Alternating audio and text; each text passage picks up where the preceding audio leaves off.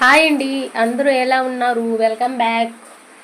ఈరోజు వచ్చి blouse front part ఉంటుంది కదండి, అదే అండి. బ్లౌజ్కి ఉక్సు పట్టి కాజా పట్టి ఉంటుంది కదా, దాన్ని అయితే ఎన్నెన్ని ఇంచులు తీసుకోవాలో, ఎలా స్టిచ్చింగ్ చేయాలో అయితే నేనైతే మీకు కొంచెం అర్థమయ్యేటట్టు అయితే చూపిస్తానండి. ఫస్ట్ ఇది ఉక్స్ పట్టీకి అనమాట. ఈ ఉక్స్ పట్టీ వచ్చి 1.5 ఇంచ్ అండి. ఉక్స్ పట్టీకి ఇలా అయితే స్ట్రైట్గా లైన్ గీసేసుకొని మనము కట్ చేసుకోవాలి. అలాగే కాజా పట్టీ ఉంటుంది కదా, కాజా పట్టీకి వచ్చి 2.5 ఇంచ్ అనమాట. దానికి 1.5 ఇంచు, దీనికి 2.5 ఇంచు. ఇలా అయితే మనం గీత స్కేల్తో అనేది ఇలా డ్రా చేసుకున్న తర్వాత మనమైతే కట్ చేసేసుకోవచ్చండి.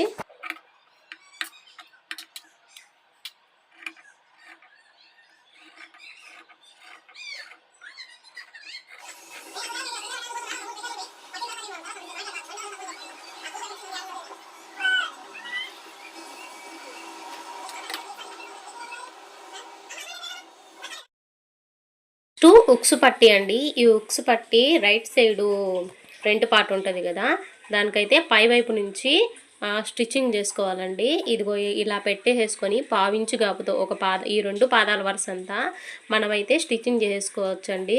నేను చెప్పేదానికన్నా మీకు ఇలా చూస్తే మీకు అర్థమవుతుంది కదా, ఇలా లోపలికైతే స్టిచ్చింగ్ చేసుకోవచ్చు అనమాట. ఇది వచ్చి ఉక్సు పట్టి అనమాట.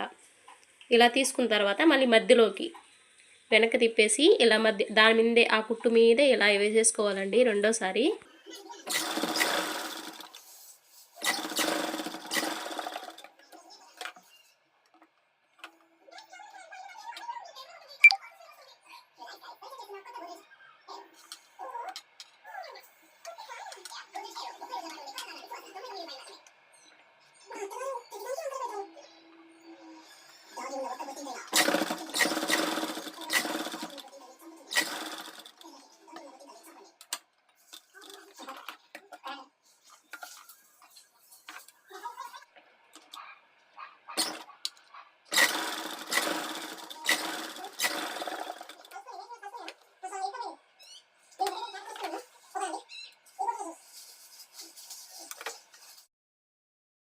వచ్చి తాజా పట్టి అండి. లెఫ్ట్ సైడు ఫ్రంట్ పార్ట్ ఉంటుంది కదా, దానికైతే లోపల నుంచి మనం షేప్లు కుట్టేసేసి ఉంటాం కదా, ఇలా లోపల నుంచి అయితే దీన్ని ఇలా మనము కిందకైతే కుట్టేసుకోవాలండి. నాకైతే క్లాత్ అనేది కొంచెం తగ్గిందనమాట. ఇంకా వేరే దాంట్లో కట్ చేసుకొని 2 అతికిచ్చి 2 కుట్లు అయితే వేసి కుడుతున్నాను అనమాట.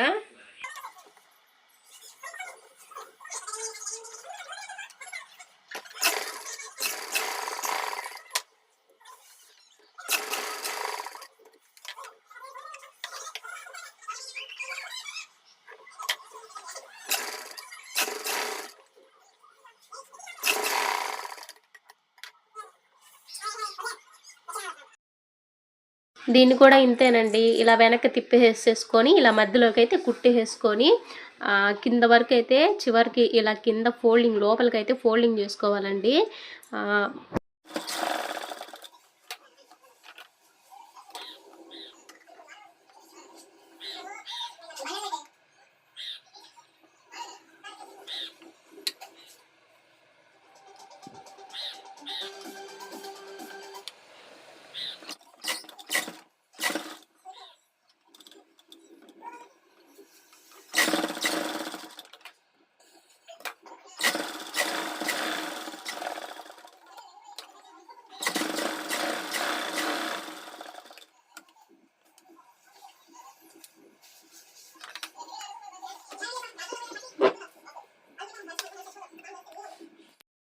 అంతేనండి, చాలా సింపుల్గా ఉక్సు పట్టి కాజా పట్టి అయితే ఇలా స్టిచ్చింగ్ చేసుకున్నాను. 2 సమానంగా ఉన్నాయో లేదో అనేది ఈ స్టేజ్లోనే మనం చూసుకోవాలండి, లేకపోతే పైకి కిందకి అలా వచ్చేస్తుంది. 2 సమానంగా అయితే కట్ చేసుకున్నాను. చూసారు కదా, వీలైతే లైక్ చేసి ప్లీజ్